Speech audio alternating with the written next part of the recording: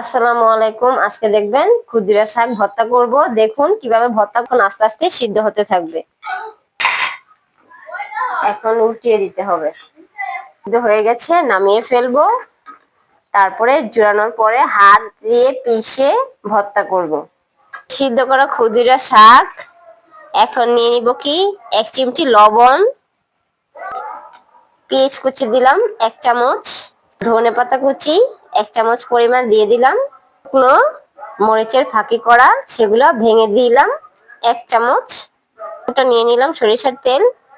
এখন এগুলো সবগুলো একসাথে হাতে পিষে নিব, তাহলে কি হয়ে যাবে, ভর্তা তৈরি হয়ে যাবে। হ্যাঁ, ক্ষুদ্রা শাকের ভর্তা হয়ে গেল। ভিডিওটি ভালো লাগলে একটি লাইক, চ্যানেলটি একটি সাবস্ক্রাইব করে রাখুন। সবাই ভালো থাকুন, সুস্থ থাকুন। আল্লাহ হাফেজ।